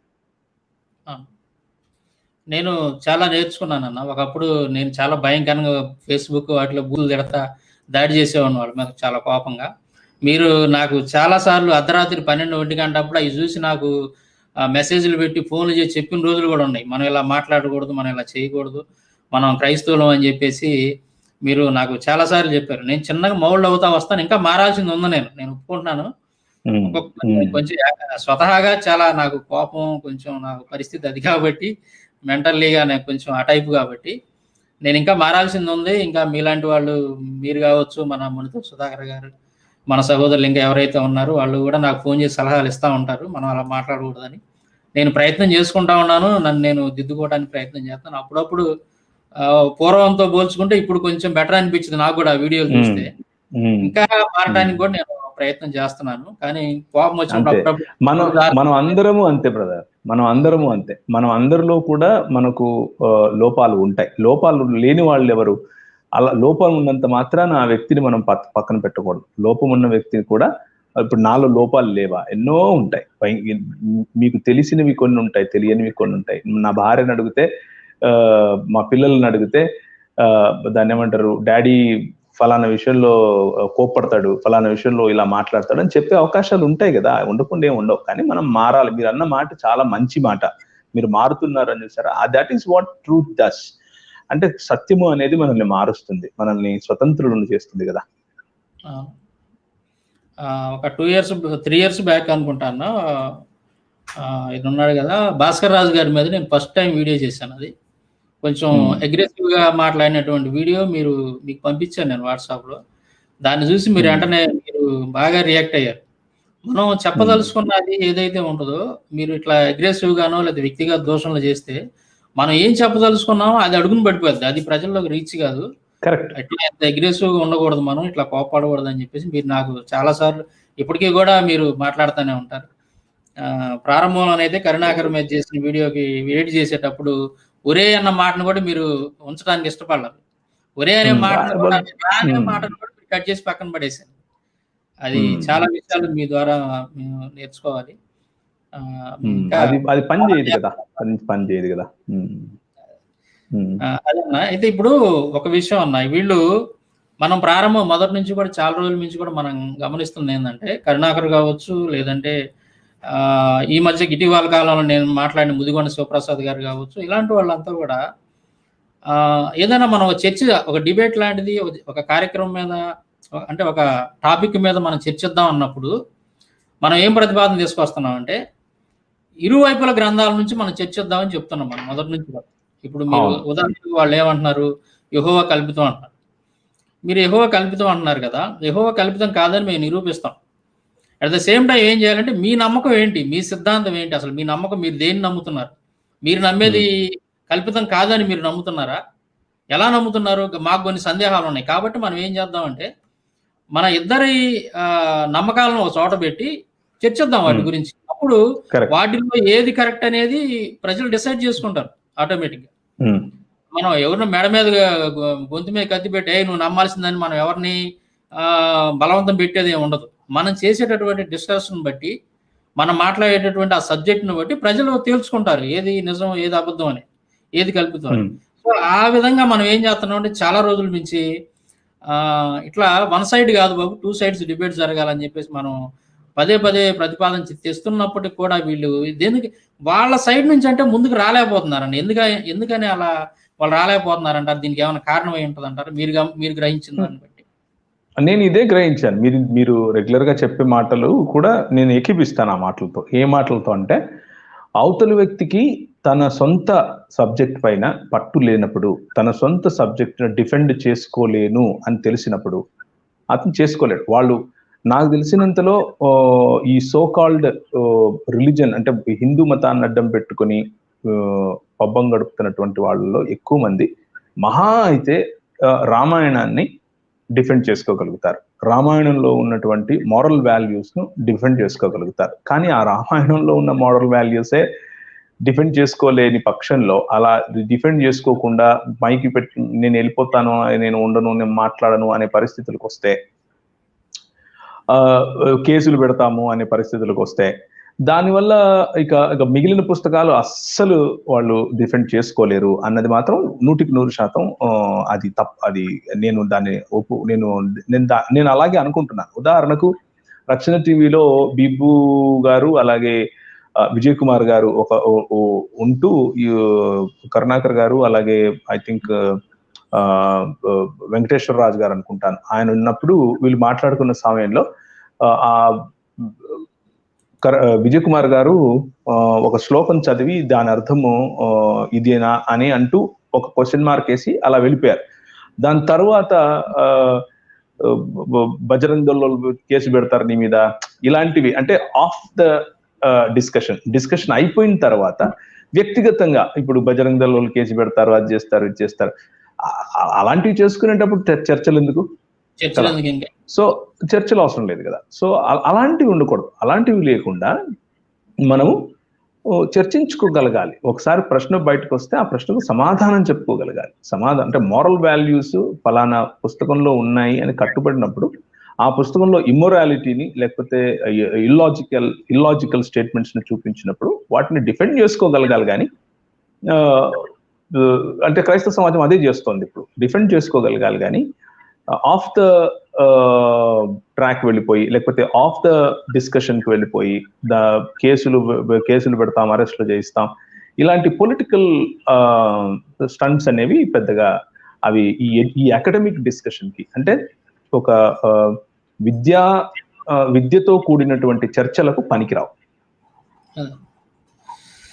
అది చాలా రోజుల నుంచి మనం గమనిస్తా ఉన్నది. వీళ్ళు రావట్లేదు. అంటే 2 sides డిబేట్స్ అంటే మాత్రం మా గ్రంథాల గురించి మాట్లాడడం అది ఇది అని చెప్పేసి ఎందుకు తప్పించుకుంటున్నారు అంటే వాళ్ళకి నమ్మకం లేదా అంటే మనం ధైర్యంగా వస్తున్నాం. వాళ్ళకి ఇంకొక అవకాశం కూడా ఇస్తున్నాం. ఏంటంటే స్టార్టింగ్ బైబిల్ మీద ముందు స్టార్ట్ చేసేది బైబిల్ మీదే చేద్దాం మనం. ఉదాహరణకి మీరు యెహోవా కల్పితం అని అంటున్నారు. యెహోవా కల్పితం ఎందుకు చేయాలి? మీరు నేనైతే మిమ్మల్ని అలా కూడా చేయొద్దండి అని చెప్తాను. ఎందుకు స్టార్టింగ్ ముందు బైబిల్ ఎందుకు అవసరం లేదు? ఎందుకు చేయాలి అలా చేయాల్సినటువంటి నియమావళి అనేది వన్ సైడెడ్ నియమావళి అవుతుంది. నా ఉద్దేశంలో ప్రతి పాయింట్ కూడా రెండు గ్రంథాల ఆధారంగానే ఉండాలి. ఫలానా గ్రంథం అని చెప్పండి, లేకపోతే ఫలానా సెట్ ఆఫ్ గ్రంథాలు అని చెప్పండి. ఇప్పుడు వేదం అని అంటే చతుర్వేదాల్లో ఉన్న ప్రతి మాట తీసుకొని మాట్లాడగలిగి ఫలానా చతుర్వేదాలు మరియు బైబిల్ అలా మాట్లాడాలి. అంతేగాని మీరు ముందు బైబిల్ మాట్లాడండి, ఆ తర్వాత చతుర్వేదాలు మాట్లాడదాం అనేది కూడా నా ఉద్దేశంలో సరైన స్ట్రాటజీ కాదు. అయితే దానికి కూడా వాళ్ళ గ్రంథాల గురించి అని అంటేనే వాళ్ళు కిలోమీటర్ ఆలోచిస్తున్నారు. దానికి ప్రత్యేకంగా అంటే వాళ్ళకి ఆ నమ్మకం లేకపోబట్టేనా ఏందనేది ఒకసారి ఆలోచిస్తే నాకు 100% అదే కారణం. 100% అదే కారణం. అంటే నమ్మకం ఉంటే ముందుకొచ్చి డిఫెండ్ చేసుకుంటారు కదా, మళ్ళా ముందుకు వస్తారు కదా, ధైర్యంగా వస్తారు కదా. రాలేకపోతా ఉన్నారు. మనం ఇప్పుడు రక్షణ టీవీలో జరిగినటువంటి డిబేట్ కూడా నాకు గుర్తుంది బాగా. అది కరుణాకర్తో జరిగే డిబేట్ లో మన బిబు గారు ఏదో ఒక సందర్భానుసారంగా శివపురాణం అని ఒక మాట ఎత్తాడు అంతే. ఆయన ఇంకా ఏం మాట్లాడలేదు. శివపురాణం అని అన్నంగానే ఇతను లేచి ఇంకా అతనుకున్న మైకులు గీకులు బీక్కొని వెళ్ళిపోయేటువంటి ప్రయత్నం చేశాడు. అది వీడియో ఇప్పుడు కూడా. అంటే ఆ స్థితిలో ఎందుకున్నారు వీళ్ళు అనేది, అంటే ఇట్లా కోట్ల రూపాయలు డబ్బులు ఇచ్చి సవాలు చేసేటటువంటి వాళ్ళు, అది ఇది అని చెప్పేసి మాట్లాడేటటువంటి వాళ్ళు ఆ స్థితిలో ఎందుకున్నారు అంటే మీ గ్రంథానికి సంబంధించి ఏదన్నా మాట్లాడదామని ఒక మాట మీరు వింటేనే అంత భయపడి ఎందుకు పారిపోతున్నారు? అలాంటి స్థితిలో ఎందుకున్నారు అంటే వీళ్ళకి వాళ్ళు నమ్ముతున్నటువంటి గ్రంథం పట్ల అంత నమ్మకం లేకుండా ఉండారా ఏంటి అనేది కొంచెం ఒక్కోసారి డౌట్ వస్తూ ఉంటుంది నాకైతే. డౌట్ ఏం కాదు, అది అది అది సత్యం. మీరు డౌట్ వరకు పెట్టుకోకండి, అది గ్యారంటీ. ఇప్పుడు క్రైస్తవ సమాజానికి ఈ ప్రశ్నలు కొత్త కాదు. క్రైస్తవ సమాజంలో చాలా సార్లు చాలా మంది నాస్తికులు కావచ్చు, హేతువాదులు కావచ్చు, సైంటిఫిక్ టెంపరమెంట్ ఉన్న వాళ్ళు మనం చెప్పుకునే వాళ్ళు కావచ్చు, అలాగే ముస్లింలు కావచ్చు, తర్వాత క్రైస్తవంలోనే ఉన్నటువంటి కొందరు కల్ట్స్ కావచ్చు, అంటే ఫ్రింజ్ గ్రూప్స్ అంటాం కదా, అలాంటి వాళ్ళు చాలా మంది వచ్చి చాలా సార్లు క్రైస్తవ భావజాలం పైన, బైబిల్ పైన, క్రైస్తవ అంటే యెహోవా దేవుని పైన, లేకపోతే యేసు ప్రభు పైన సినిమాల రూపంలో, తర్వాత డిబేట్స్ రూపంలో, పుస్తకాల రూపంలో చాలా సార్లు కొన్ని వేల సంవత్సరాల నుంచి దాడి చేస్తూనే వస్తున్నారు. ఇది కొత్త ఏం కాదు క్రైస్తవులకి. క్రైస్తవులు ఇలాంటి వాటిని ఎదుర్కోవటం కోసం తర్బీదు పొందుతూనే ఉంటారు కూడా, ఇక ఎప్పటికీ పొందుతూనే ఉంటారు. దురదృష్టం ఏమిటి అని అంటే తెలుగు రాష్ట్రాల్లో అటువంటి తర్బీదు చాలా తక్కువగా ఉంది. మనం వీలైనంత వరకు ప్రజల్లో అటువంటి అవేర్నెస్ పెంచి ప్రజలకు తర్బీదునివ్వాలి, వాళ్ళని ముందుకు తీసుకొని రావాలి. కాబట్టి క్రైస్తవ సమాజం ఎప్పుడు కూడా క్రైస్తవ సత్యాన్ని లేదా క్రైస్తవ సందేశాన్ని డిఫెండ్ చేసుకోవటానికి ఏ రోజు కూడా భయపడదు, వెనక్కి వెళ్ళదు, మాట్లాడుతూనే ఉంటాం. మన గొంతులు ఆగాలి అని అంటే చావొక్కటే మార్గం, వేరే మార్గం లేదు. నన్నో చంపితే తప్ప అంతవరకు మనం మాట్లాడుతూనే ఉంటాం కదా. సో దట్ ఈస్ హౌ, అంటే బైబిల్ మనకు అలా నేర్పింది. అయితే వీళ్ళు ముందుకు ఎందుకు రాలేకపోతున్నారు అన్నదానికి నాకు ఇన్ని సంవత్సరాల నాకున్నటువంటి కొద్దిపాటి అవగాహనలో నాకు అర్థమైంది ఏమిటి అని అంటే, విషయం లేదు, అంటే అక్కడ సబ్జెక్ట్ లేదని. వాళ్ళకి వాళ్ళ గురించి తెలియదు. ఒకవేళ మాట్లాడితే మనం ఎక్కడ విఫలం అయిపోతాం అంటే ఇక ఇదంతా బయటపడిద్దేమో డొల్లతనం అంతా. ఉదాహరణకు ఎక్కువ దూరం వద్దు, మన ముదిగొండ శివప్రసాద్ గారినే తీసుకోండి. ఆయన చాలా పెద్దవారు, ఆయన అంటే నాకు చాలా గౌరవం. ఆయనకున్నటువంటి, కాకపోతే ఒకే ఒక చోట విభేదిస్తాను నేను ఆయనతో. ఏంటంటే ఆయన స్టడీ, లేకపోతే ఆయనకున్నటువంటి అవగాహన చాలా డొల్లతనంతో కూడిన అవగాహన. ఆయన ఏది కూడా ప్రామాణికతలోనికి వెళ్ళడు. ఆయన లేకపోతే నవలా రూపంలోనే ఆయన ఇదన్నాడు, ఈయన ఇదన్నాడు, ఆయన ఇదన్నాడు అన్న రూపంలోనే ఆయన తీసుకుంటారు. కానీ సత్యాసత్యాల విచక్షణ, సత్యాసత్యాల అన్వేషణ అన్నది ఆయన గ్రంథాల్లో చాలా తక్కువ ఉంటుంది. అందుకని ఆయన రాసేది కూడా చాలా పాయింట్స్ లోనే ఉంటది. పాయింట్స్, అక్కడ నుంచి ఒక పాయింట్, ఇక్కడ నుంచి ఒక పాయింట్, ఏ పుస్తకమైనా తీసుకోండి ఆయనది పాయింట్స్ లో ఉంటుంది. కనుకనే ఆ రోజు చిన్న ప్రశ్న, మనం ఎక్కువ అతను ఏదైతే ఆయన చేయరు,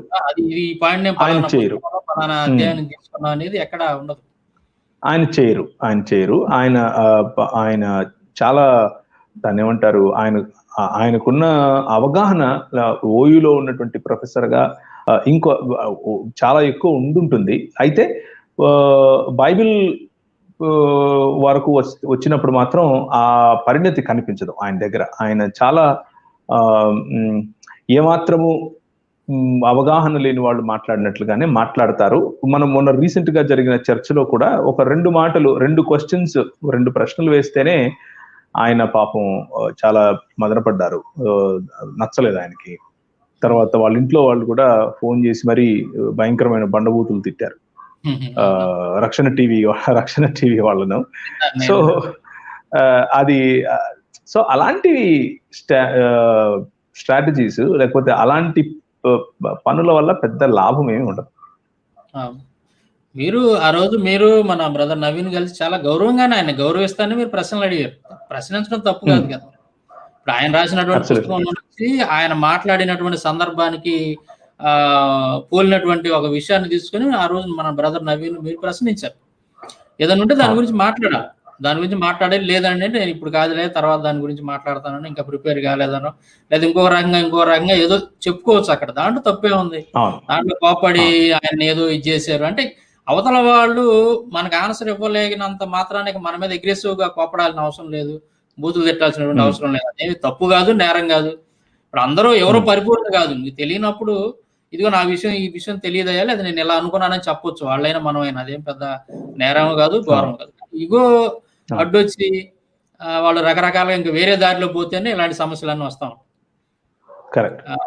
తర్వాత నేను ఫోన్ చేసినప్పుడు కూడా మొదటి ఫోన్ కాల్ బాగానే మాట్లాడారు, నేను వస్తాను చేద్దాం అది ఇది అన్నారు. రెండోసారి ఫోన్ చేసినప్పుడు వాళ్ళ ఇంటిని బాది మొత్తం నన్ను ఎట్టగడితే అట్టు మాట్లాడారు, తిట్టారు. నేను ఎక్కడ సంయమనం కోల్పోలేదు, ఆయన పెద్దవాడు కాబట్టి వయసులో నేను చాలా గౌరవిస్తూనే వాళ్ళు మాట్లాడాను. కానీ వాళ్ళు మాత్రం పాది అదని ఇది అని చెప్పేసి నా మీద దాడి చేశారు. ఓహో ఇలా విషయం లేనప్పుడు ఇలాంటివి జరుగుతాయి అనుకున్నాం మనం అప్పుడు. సరే అది లాస్ట్ లో మీరు అన్న మాట కరెక్ట్ మాట. విషయం లేకపోతే, సబ్జెక్ట్ లేకపోతే మిగిలిన దారి అదొకటే. ఈ మధ్య ఇప్పుడు నేను గమనించింది ఏంటైతే అంటానా, ఇప్పుడు ఈ కరుణాకర్ ఏదైతే యెహోవా కల్పితం అంటూ కొన్ని పాయింట్లు రేజ్ చేశాడో, వాస్తవానికి ఇవన్నీ కూడా ముస్లిమ్స్ నుంచి మనం ఎప్పుడో ఎదుర్కొన్నాం వీటన్నిటిని కూడా. ముస్లిమ్స్ డిబేట్స్ లో కావచ్చు, లేదా వాడు చేసిన వీడియోస్ కావచ్చు, గతంలో చాలా సార్లు ఇతను రేజ్ చేసినటువంటి పాయింట్లని, అలాగే ఆ ప్రశ్నే ఇప్పుడు ఏదైతే అతను చూపిస్తా ఉన్నాడో, నా పేరు అంతకుముందు ఇశ్రాయేలు తెలియదని ఏదైతే చెప్తా ఉన్న ఆ టాపిక్ ఏదైతే తీసుకొస్తా ఉన్నారు యెహోవా దేవుని గురించి, దీని మీద మనం ముస్లిం సహోదరులకి కొన్ని అసలు లెక్కలేని సార్లు వాళ్ళకి సమాధానాలు చెప్పాం, డిబేట్స్ చేసాం. మనోళ్ళు చాలా మంది వాటికి ఆన్సర్లు చెప్పారు. ఇది కొత్త ఏం కాదు మనకి. మీరు అన్నట్టుగా ఇలాంటివన్నీ మనకు అసలు కొత్త కాదు. కానీ అతను ఏంటంటే అతనికి ఏదో బంగారు బాత్ దొరికింది అన్నట్టుగా భ్రమలో ఉండి ఉరుతా ఉన్నాడు అతను. ఏదేమైనా ఇప్పుడు అతను అందరినీ పిలుస్తా ఉన్నాడు కాబట్టి, ఇప్పుడు ఫైనల్ గా మీరు ఏం చెప్పదలుచుకున్నారని అంటే, మీరు అతనితో డిబేట్ చేయడానికి అని అంటే అతను పిలుస్తున్నాడు కాబట్టి మీరేం చెప్పదలుచుకున్నారు ఆ డిబేట్ గురించి? అసలు అతను అంటే మీరు నేను ఇప్పటి వరకు మనం మాట్లాడుకున్న మాటలంతా ఒకసారి వింటే నేను యాక్చువల్గా ఏం చెప్తున్నాను అనేది మీకు అర్థమైపోయి ఉంటుంది, అందరికీ అర్థమైపోయి ఉంటుంది. నేనేం చెప్పదలుచుకున్నాను ఇంకా స్పష్టంగా మీకు చెప్పాలి అని అంటే, నేను ఇలాంటి విషయాలను చర్చించటం కోసం కొంతమందిని ఆల్రెడీ పిలుస్తున్నాను. అకాడమిక్ గా అంటే విద్యాపరంగా అకాడమిక్ డిస్కషన్స్ కోసం ఎవరైతే ఇలాంటి వాటిలో రీసెర్చ్ వగేరా పనుల్లో ఉంటారో అలాంటి వారిని నేను పిలుస్తున్నాను. ఉదాహరణకు నేను మీకు మొదట్లోనే చెప్పాను, రాజీవ్ మల్హోత్రాను పిలుస్తున్నాను అని. రాజీవ్ మల్హోత్రాను పిలువబట్టి కూడా చాలా సంవత్సరాలు అయిపోయింది. వీలైతే గనక ఈ పాండమిక్ అంతా ఇదైతే ఒకసారి వృత్తిరీత్యా నాకున్న పని రీత్యా నేను ఒకవేళ అమెరికాకు వెళ్తే తప్పకుండా అక్కడ ఆయనను కలుద్దామని కూడా అనుకుంటున్నాను. వ్యక్తిగతంగా కలిసి ఆయనను పిలుద్దామని కూడా అనుకుంటున్నాను. ఎందుకంటే శత్రుత్వం ఏమీ లేదు. కరెక్ట్, శత్రుత్వం ఏమీ లేదు కదా, ప్రత్యర్థి ఆయన అంతే. సో అలాంటి వాళ్ళతో నేను చర్చించడానికి సిద్ధంగా ఉన్నాను, పిలుస్తూ ఉన్నాను చాలా ఏండ్లుగా. ఈమెయిల్స్ రాస్తూ ఉన్నాము, తర్వాత వీడియో రూపంలో పిలుస్తున్నాము, ప్రోగ్రామ్స్ రూపంలో పిలుస్తూ ఉన్నాము. ఈ తెలుగు రాష్ట్రాల్లో ఒకవేళ ఎవరైనా ఒక మఠానికి చెందినటువంటి వ్యక్తి, ఫాలోవర్స్ అక్కర్లేదు, ఫాలోవర్స్ ఎన్ని కోట్లు ఇస్తారు, ఎంత ఫాలోవర్ ఇది కాదు నాకు. నేను ఎవరితోనైనా చర్చించాలి అని అనుకుంటే నేను ఏం చూస్తాను అని అంటే, వాళ్ళకున్నటువంటి ఎడ్యుకేషనల్ బ్యాక్గ్రౌండ్, అంటే ఆ పర్టికులర్ సబ్జెక్ట్ లో ఉన్నటువంటి ఎడ్యుకేషనల్ బ్యాక్గ్రౌండ్. కరెక్ట్. నాకు బిబ్లికల్ నాలెడ్జ్, బిబ్లికల్ స్టడీ ఎలా ఉందో అలాగే ఆ ప్రత్యర్థికి బిబ్లికల్ స్టడీ, అలాగే తనకు సంబంధించిన పుస్తకాల స్టడీ ఉండాలి. అలా ఉన్నప్పుడు మనము మాట్లాడటానికి తర్వాత ప్రామాణికత అనేది చాలా ఇంపార్టెంట్. అంటే ఫలానా స్టాండర్డ్, ఫలానా ప్రామాణికమైనటువంటి సంస్థ, ప్రామాణికమైనటువంటి మఠం, ప్రామాణికమైనటువంటి పుస్తకం, ప్రామాణికమైనటువంటి సమాజం నుంచి నేను వస్తున్నాను అని చెప్పడం కూడా చాలా ఇంపార్టెంట్. అలాంటి పిలుపులు ఉన్నప్పుడు తప్పకుండా నేను చర్చకు సిద్ధపడతాను. కాకపోతే ఇప్పుడు జరుగుతున్నటువంటి ఈ చర్చ ఏదైతే ఉందో, తెలుగు రాష్ట్రాల్లో ఏదైతే జరుగుతూ ఉందో, అలాంటి వాటికి నా ఉద్దేశంలో మీరే కరెక్ట్. సాంబశివరావు గారు, నేను వ్యక్తిగతంగా మీతో చెప్తున్నాను, మీరే కరెక్ట్. ఎందుకంటే మీకు ఆ సబ్జెక్ట్ లో మీరు చాలా సంవత్సరాలుగా చదువుతున్నారు, చాలా సంవత్సరాలుగా మీరు వీళ్ళు ఇప్పుడు కొత్తగా పిలిచేది ఏమీ లేదు, మీరు చాలా సంవత్సరాల నుంచి వీళ్ళని పిలుస్తున్నారు.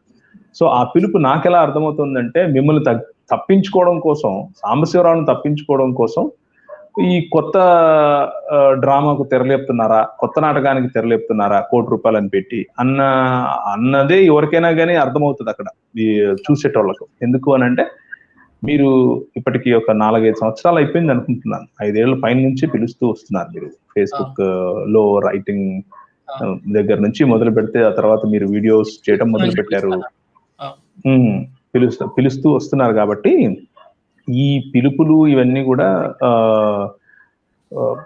ఇది కేవలం మీ నుంచి అంటే మిమ్మల్ని తప్పించుకోవటానికి ఏమో అన్నట్లుగా అయితే కనిపిస్తోంది. ఇంకోటి ఏంటంటే మనం ఇప్పుడు మీరు అన్నట్టు సబ్జెక్టు మీద నాలెడ్జ్ ఉండటం అనేది స్థాయి ఎవరికైనా సరే, అతనికైనా నాకైనా. అవును. మనం ఏం చేస్తామంటే వాళ్ళని ప్రశ్నించేటప్పుడు కానీ లేదా బైబిల్ గురించి మనం మాట్లాడేటప్పుడు కానీ అన్ని గ్రంథాల్లో మనం ఎక్కడి నుంచి తీసుకున్నాం ఆ రిఫరెన్స్లతో సహా, ఇదిగో బైబిల్ నుంచి మాట్లాడితే ఇది ఇక్కడ ఇలా ఉంది, ఇదిగో మీ గ్రంథాల్లో సేమ్ ప్రశ్నించినప్పుడు మీ హిందూ మత గ్రంథాల్లో ఇది పలానా గ్రంథం నుంచి నేను తీసుకుంటున్నాను, పలానా శ్లోకం ఇది, ఇట్లా అని మనం చాలా క్లారిటీగా నేను కావచ్చు, బ్రదర్ నవీన్ కావచ్చు, ముఖ్యంగా ఇది మన సాక్షి పాలిటిక్స్ నెట్వర్క్ నుంచి స్టార్ట్ అయింది. వాస్తవం చెప్పాలంటే ఒక బాట అనేది మీరు వేసారు అప్పట్లో ముస్లిమ్స్ తో వాళ్ళకి కౌంటర్ వీడియోస్ పెట్టేటప్పుడు. అది ఆ పరంపర మాకు కూడా అలవాటు అయిపోయి మేము అలా కొనసాగించుకుంటా వస్తున్నాం. అంటే నోటి మాటలు ఏదో వాళ్ళు ఏదో అన్నారు మనం ఏదో అనేసేద్దాం అన్నట్టుగా నోటి మాటలు చెప్పకుండా, ఇదిగో మేము ఈ యొక్క ప్రమాణ గ్రంథాల నుంచి పలానా చాప్టర్లో ఈ మాట తీసుకొని ఇలా ఉంది, సో దీన్ని మేము ప్రశ్నిస్తున్నాం. బైబిల్లో సంబంధంగా మీరు మాట్లాడేది బైబిల్లో ఇంకో చోట ఇలా ఉంది, బైబిల్ దేవుడు ఎలా చెబుతున్నాడు అన్నట్టుగా మనం ప్రతిదీ కూడా స్క్రిప్చర్స్ నాలెడ్జ్ అనేది ప్రజలు చూస్తా ఉన్నారు. హిందూ సహోదరులు, క్రైస్తవులు ఈ 4-5 సంవత్సరాల నుంచి మన వీడియోలు ఏ విధంగా పెడుతున్నాం, అతను ఏ విధంగా వీడియోలు పెడుతున్నారు, ప్రజలు అంతా చూస్తానే ఉన్నారు. ఇప్పుడు సబ్జెక్ట్ పరంగా కనుక చూసుకునే పని అయితే అతను ఏ రోజు కూడా వాళ్ళ గ్రంథాల మీద మాట్లాడినది చాలా తక్కువ. ఒకవేళ మాట్లాడినా పలానా చోట నుంచి తీసుకుంటున్నాను నేను ఇది అని చెప్పేసి మనం మాట్లాడిన తప్పు అని నిరూపించడం కానీ అట్లాంటిది ఏది అతను చేయలేదు. బైబిల్లో ఉన్నటువంటి కూడా అతను ఏదైతే ఇప్పుడు వాళ్ళ నాస్తికులు హేతువాదులు రాసిన పుస్తకాలు, ది బైబిల్ హ్యాండ్ బుక్ లో నుంచి ఇక్కడ ఉన్నటువంటి హేతువాదులు తర్జుమా చేశారు తెలుగులో, అందులో ఉన్నటువంటి పాయింట్లు తీసుకొని ఇతను మాట్లాడుతూ ఉన్నాడు ఇప్పుడు పొద్దుగులు. అదే తప్ప ఇతనికి బైబిల్ నాలెడ్జ్ కూడా ఉన్నట్టుగా కూడా మనకి కనపడట్లేదు అన్నమాట, క్లియర్గా అర్థం. కాబట్టి మరి స్క్రిప్చర్స్ నాలెడ్జ్ పరంగా పోల్చుకుంటే అతనికంటే మనకే ఎక్కువ ఉంది. అది మనం చెప్పడం కాదు, చూసే ప్రజలు కూడా మన వీడియోలు చూసినటువంటి వాళ్ళకి ఎవరికైనా ఈజీగా అర్థమైంది. సో అతను మరి వీటన్నిటిని కూడా పక్కన పెట్టి నాకు ఫాలోవర్సే నాకు ప్రమాణం, నాకు కోటేశ్వర్లు ఉండటం డబ్బులు ఉన్న వాళ్ళే నాకు ప్రమాణం, ఇట్లాంటి మాటలన్నీ అనుకుంటా పోతా ఉన్నాడు. డొల్లతనం నిజంగా చెప్పాలంటే మీరు అన్నట్టు. అతన్ని మనం ఎప్పటి నుంచో పిలుస్తున్నాం కానీ అతను ఎందువల్ల మరి తప్పించుకొని వెళ్తా ఉన్నాడు. సో ఇప్పుడు మీరు చెప్పేది ఏంటంటే మీరు డిబేట్ చేయడానికి కూడా పీఠాధిపతులు, మఠాధిపతులు లాంటి వాళ్ళు, ఉదాహరణకు చిన్నజీఆర్ గారు, పరిపూర్ణానంద గారు ఇలాంటి వాళ్ళు కనుక ముందుకు వస్తే, ఒక పీఠం తరపున ఒక మఠం తరపున ముందుకు వచ్చి కనుక మిమ్మల్ని పిలిచామనేది మీరు ఖచ్చితంగా వాళ్ళే అక్కర్లేదు, ఎవరైనా కావచ్చు. ప్రామాణికత ఉన్నటువంటి ఒక మేత్రాసనం, ఒక మఠం, ఒక దాన్ని ఏమంటారు, గుర్తింపు పొందినటువంటి ఇస్కాన్ లాంటి సంస్థ, అలాంటిదైతే మనం చేయడానికి కూడా వాళ్ళకు ఉన్నటువంటి ఎడ్యుకేషనల్ క్వాలిఫికేషన్, ముఖ్యంగా ఆ పర్టికులర్ సంస్థ నుంచి వాళ్ళు పొందినటువంటి ఎడ్యుకేషనల్ క్వాలిఫికేషన్ కనుక కరెక్ట్ గా ఉంటే మనకు దాన్ని ఏమంటారు, పెద్ద పెద్ద బ్యానర్లు అక్కర్లేదు, పెద్ద పెద్ద ఇది అక్కర్లేదు. నేను టెలివిజన్ లో పిలుస్తాను, మనం కూర్చొని మాట్లాడుకోవచ్చు. ఓకే, అంటే ఇప్పుడు కరుణాకర్ లాంటి వాళ్ళు అయినా సరే, ఎవరైనా సరే అంటే ఒక ప్రామాణికత కలిగినటువంటి ఒక మఠం నుంచి రావాలి వాళ్ళు. కరెక్ట్, ఒక ప్రామాణికత కలిగినటువంటి మఠం నుంచి ఎవరైనా సరే, ఎవరైతే ఏముంది, మనకు అంటే స్థాయిలు నేను ఇంతకుముందు చెప్పినట్లుగా చదువు, సంస్కారం రెండు ఉంటే చాలు. సంస్కారం లేని వాళ్ళని తీసుకొచ్చి మీరు కూర్చోబెడతాను అని అంటే దానికి కష్టమవుతుంది. మీరు ఎలాగూ ఉన్నారు కదా అలాంటి వాళ్ళని హ్యాండిల్ చేయడానికి, అది మా చేత ఏమవుతుంది. అయితే అది కరుణాకర్ పిలిచిన దానికి మీ యొక్క ప్రతిస్పందన. తప్పకుండా అతను ఏదన్నా మఠం తరపు నుంచి కానీ లేదంటే ఒక పీఠాధిపతుల దగ్గర నుంచి కూడా మా మఠం తరపునగా మా ప్రతినిధిగా మేము మా తరపున ఇతను పంపిస్తున్నాం అని కనుక వాళ్ళు ఏదన్నా వ్రాతపూర్వకంగా కానీ ఏదన్నా ఎస్టాబ్లిష్డ్ స్కాలర్షిప్, కరెక్ట్, అట్లా అయితే మీరు స్కాలర్షిప్. ఇంకోటి ఏంటంటే మీరు యెహోవా కల్పితం అని అంటున్నారు కాబట్టి, యెహోవా కల్పితమా కృష్ణుడు కల్పితం? యెహోవా కల్పితం టూ సైడెడ్ టాపిక్, ఎప్పుడైనా సరే టూ సైడెడ్ టాపిక్. అది కృష్ణుడు కావచ్చు, రాముడు కావచ్చు. వాళ్ళు ఫర్ ఎగ్జాంపుల్ ఇస్కాన్ నుంచి వస్తే ఇస్కాన్ వాళ్ళ యొక్క భగవద్గీత, ఇస్కాన్ వాళ్ళ యొక్క భాగవతం తీసుకుంటాం. లేదు చిన్నజీయర్ గారు గారి తరపున ఎవరన్నా, లేకపోతే అలాంటి వారు ఎవరన్నా వస్తూ ఉంటే కనుక తిరుమల తిరుపతి వారు అంటే మఠం వాళ్ళు తిరుమల తిరుపతి దేవస్థానం వాళ్ళు ముద్రించినటువంటి పుస్తకాలు ప్రామాణికంగా తీసుకుంటాం. అలాంటి ప్రామాణికత ఉన్నటువంటి వారితో మాట్లాడితే బాగుంటది. లేకపోతే ఇది నేను నమ్మను, అది నేను నమ్మను అని చెప్పడం ఈజీ అయిపోతుంది కదా. అలాంటివి కరెక్ట్ కాదు అని నేను అనుకుంటున్నాను. ఖచ్చితంగా 2 sides అయితే డిబేట్ జరగాలి. ఎందుకంటే ప్రశ్నించేవాడి విశ్వసనీయతను ప్రశ్నించడం తప్పు కాదని మీరు 5-6 సంవత్సరాల క్రితం వీడియోల్లో అప్పుడు మాట్లాడుతూ ఉండేవాడు. అది మేము ఇప్పటికీ దాన్ని అలా పట్టుకొని వస్తా ఉన్నాం. ఆ మాటని ప్రశ్నించేవాడు ప్రశ్నించడం అనేది తప్పు కాదు. మమ్మల్ని ప్రశ్నించినప్పుడు తప్పకుండా మేము ఆన్సర్ చెప్తూ నిన్ను ప్రశ్నిస్తాం. నువ్వు కూడా సమాధానం చెప్పాలి. తప్పదు. మేము చెప్పేటప్పుడు నువ్వెందుకు చెప్పు? నువ్వు తప్పించుకోవడానికి లేదు కదా. కాబట్టి అది ఒక గుర్తింపు పొందినటువంటి, ఒక ప్రామాణికత కలిగినటువంటి ఒక మఠం నుంచి వ్రాతపూర్వకంగా ఇతను మా మఠానికి తరపున ప్రతినిధి అని, లేదా మా యొక్క మతం తరపున ప్రతినిధి అని వ్రాతపూర్వకంగా ఒక లెటర్ తీసుకొని వచ్చి 2 sides డిబేట్స్ కనుక అతను వచ్చే పని అయితే కరుణాకర్తో మీరు కంపల్సరీ డిబేట్ చేస్తారు. ఒక వ్యక్తి ఏం కాదు, ఎవరైనా కాదు, ఎవరితో అయినా సరే. దాంట్లో స్థాయి ఏముంది? దానికి స్థాయిలు ఎత్తుకోవాల్సిన అవసరం లేదు. సంస్కారవంతంగా మాట్లాడే వాళ్ళు ఎవరైనా సరే, నో ప్రాబ్లం.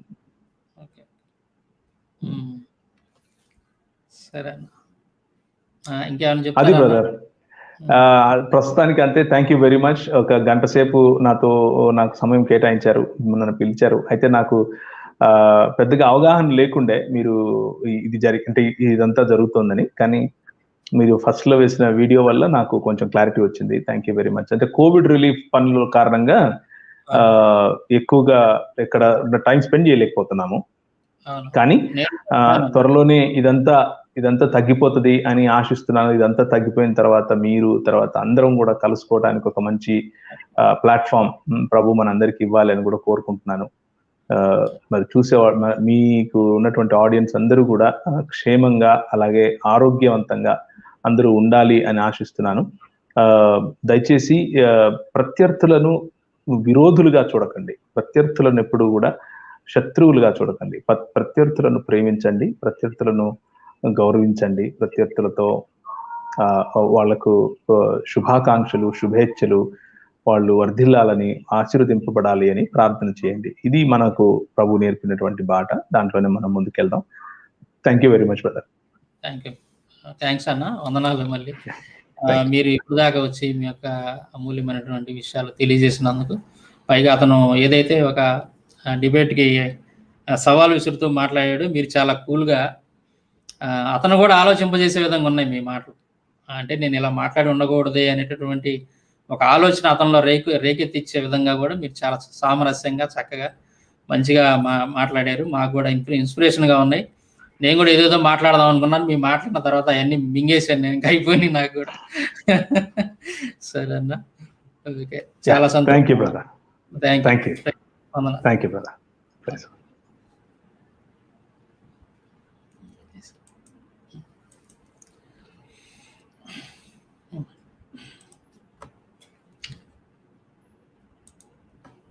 అది విషయం.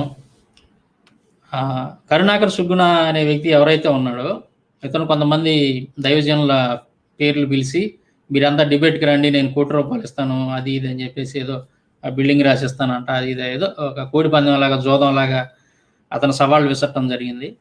అయితే ఇప్పటి వరకు మనం మాట్లాడుకున్న దాన్ని బట్టి మన సహోదరుడు ప్రవీణ్ పగడాల గారు, ప్రవీణ్ అన్న చెప్పినటువంటి మాటలను బట్టి చూస్తే మనకి మనం ఎవరిని శత్రువులుగా భావించాల్సిన అవసరం లేదు. వాళ్ళే మన విరోధులు కాదు, లేదా వాళ్ళకి మనకి దాన్ని ఏమంటారు, ఆస్తి సంబంధమైనటువంటి గొడవలు ఏమి లేవు. కాకపోతే అతను మన యొక్క మనసులో గాయపరిచే విధంగా అతని యొక్క మాటలు ఉంటున్నాయి కాబట్టి చాలా బాధ కలుగుతూ ఉంది. తప్పదు, మనకి లోకం నుంచి మనం వేరైనప్పుడు లోకం అనేది ఖచ్చితంగా మన విరోధంగా మారదని మనకు ప్రభు ఎప్పుడో చెప్పి, ఈ లోకం నుంచి మనం ఎప్పుడైతే విడిపోతామో లోకం మనకు విరోధంగా మారిపోయింది అని చెప్పి దేవుడు చెప్పాడు మనకు. ఖచ్చితంగా అది కొంత పెయిన్ అనేది మనం అనుభవించాల్సినటువంటి పరిస్థితి అయితే ఉంటుంది క్రైస్తవుడికి, తప్పదు. అయితే ఇప్పుడు కరుణాకర్కి కావచ్చు, వాళ్ళ యొక్క అనుచరులు కావచ్చు, పగడాల ప్రవీణ్ గారి ఫోటో పెట్టి డిబేట్కి పిలిచారు కాబట్టి ఆయన చెప్పినటువంటి సారాంశాన్ని నేను ఒకసారి చెప్తున్నాను. ఆయనతో డిబేట్ చేయాలి అని అంటే గుర్తింపు పొందినటువంటి ఒక పీఠాధిపతులు లేదంటే మఠాధిపతులు ఒక మఠం నుంచి ఏదైతే ఉంటుందో వాళ్ళ దగ్గర నుంచి ఒక ప్రామాణికత కలిగినటువంటి మఠం, అది కూడా ఏది పడితే అది కాదు. వాళ్ళ దగ్గర నుంచి రాతపూర్వకంగా ఇదిగో మా మఠం తరపున లేదంటే మా యొక్క మతం తరపున ఒక ప్రతినిధిగా కరుణాకర్ని ప్రవీణ్ పగడాల గారితో డిబేట్కి మేము పంపిస్తున్నాం అని చెప్పేసి రాతపూర్వకంగా ఒక లెటర్ రాసుకొని కనుక కరుణాకర్ వస్తే అది ఆ లెటర్ తీసుకొని కనుక వస్తే ప్రవీణ్ పగడాల గారు ఖచ్చితంగా కరుణాకర్తో డిబేట్ చేస్తాడు. అయితే డిబేట్ ఎలా జరగాలి అని అంటే 2 sides డిబేట్ జరగాల. అంటే యెహోవా కల్పితమా, కృష్ణుడు కల్పితమా, లేదా యెహోవా కల్పితమా, రాముడు కల్పితమా, ఇట్లాగా వాళ్ళ అవతల వాళ్ళు ఏదైతే ఒక నమ్మకాన్ని కలిగి ఉన్నారో ఆ నమ్మకాన్ని, మన నమ్మకాన్ని, క్రైస్తవుల నమ్మకాన్ని, అలాగే ప్రతి అతను కరుణాకర్ కలిగి ఉన్నటువంటి నమ్మకాన్ని, ఈ 2 నమ్మకాలను ఒక చోట పెట్టి ఈ 2 నమ్మకాల మీద డిబేట్ జరగాలి. దానికైతే మాత్రం తప్పకుండా ఎనీ టైం ప్రవీణ్ పగడాల గారు సిద్ధంగా ఉన్నాడు కరుణాకర్తో డిబేట్ చేయడానికి. కరుణాకర్ అనే చెప్పలేదు పర్టికులర్గా, ఎవరైనా సరే ఆ విధంగా కనుక ముందుకు వస్తే స్థాయి ఈ కరుణాకర్ చెప్పినట్టుగా ఆయన చెప్పలేదు నాకు 10 లక్షల మంది ఫాలోవర్స్ కావాలి, లేదంటే 4 కార్లు ఉండాలి, 3 బిల్డింగ్లు ఉండాలి, ఇట్లాంటి ఏమీ చెప్పలేదు. పరిణతి చెందినటువంటి వాళ్ళు ఎవరు కూడా ఆ విధంగా చెప్పరండి. ఒక మెచ్యూరిటీ మైండ్ ఉన్నటువంటి వాళ్ళు, పరిణతి చెందినటువంటి వాళ్ళు, జ్ఞానం ఉండేవాళ్ళు ఎవరో కూడా నా స్థాయి అది, నా స్థాయి ఇది అని డబ్బులతోటో లేదా ఇంకొక దాంతోనో పోల్చుకోరు, ఫాలోయింగ్ తోటో పోల్చుకోరు. అర్థమైందా? మనకి స్థాయి అలా ఎక్కడ ఉంటుంది అని అంటే మనం ఏదైతే ఏ విషయం మీద మనం మాట్లాడుతున్నామో, ఏ విషయం మీద మనం డిబేట్ చేస్తున్నామో ఆ సబ్జెక్టుకు సంబంధించి పూర్తిగా అవగాహన ఉండాలి ఆ మాట్లాడేటువంటి వ్యక్తికి. అది స్థాయి. అది ఎంతవరకు అవగాహన ఉంది ఆ వ్యక్తికి అనేటువంటి ఇది స్థాయి అనేది ఆ విధంగా నిర్ణయించబడింది తప్ప మనకుండే డబ్బులను బట్టో, మేళ్ళలో మిద్దెలను బట్టో అలా ఉన్నదన్నమాట. అది విషయం. సో మీకు అందరికీ క్లారిటీ వచ్చిందని అనుకుంటున్నాను. సరే, నేనైతే ఎప్పటి నుంచో పిలుస్తున్నాను, నాదల్లా ఒకటే. ఇప్పుడు ప్రవీణంతో మాట్లాడిన తర్వాత నా మాటలన్నింటిని కూడా నేను వెనక తీసుకుంటున్నాను. ఇప్పుడు దాకా దూషణకరంగా నేను ఏదైతే కొన్ని సవాళ్ళు అది ఇది అని చెప్పేసి నేను పిలుస్తూ వచ్చానో వాటన్నిటిని కూడా నేను కఠినంగా మాట్లాడిన వాటిని మాత్రం నేను వెనక తీసుకుంటాను. కోపంలో నేను మాట్లాడి ఉండొచ్చు, ఆ విషయంలో మాత్రం నేను తప్పు చేశానని అనుకుంటున్నాను. అయితే నేను మళ్ళీ పిలుస్తున్నాను కరుణాకర్ని ఏమని పిలుస్తున్నానంటే డిబేట్ చేయడానికి నేను సిద్ధంగా ఉన్నాను. యెహోవా కల్పితమా లేదంటే మీ కృష్ణుడు కల్పితం, ఈ టాపిక్ మీద నేను డిబేట్ చేయడానికి సిద్ధంగా ఉన్నాను. ఎవరికెవరు డబ్బులు ఇచ్చుకోవటాలు పుచ్చుకోవటాలు అవసరం లేదు. ఒక వాస్తవాన్ని మనం ప్రజల్లో తీసుకెళ్ళాలనేటువంటి ఒక నిబద్ధత, ఒక మంచి ఆలోచన కనుక మీలో ఉంటే మీరు రావచ్చు. అర్థమైందా? నేనైనా సరే డిబేట్ చేయడానికి ఆ విషయంలో సిద్ధంగా ఉన్నాను. ప్రవీణ్ పగడాల గారిని మీరు అడిగారు కాబట్టి ఆయన ప్రతిస్పందన మీరంతా విన్నారు. ఇది ఈ లైవ్ ద్వారా క్లుప్తంగా మేము చెప్పదలుచుకున్నటువంటి విషయం. ఇప్పుడు దాకా లైవ్ని వీక్షించినటువంటి సహోదరులందరూ కూడా, ప్రతి ఒక్కరు కూడా మరి మన ప్రభు అయిన యేసుక్రీస్తు నామములో హృదయపూర్వక వందనాలు తెలియజేసుకుంటూ సెలవు తీసుకుంటాం. Thank you.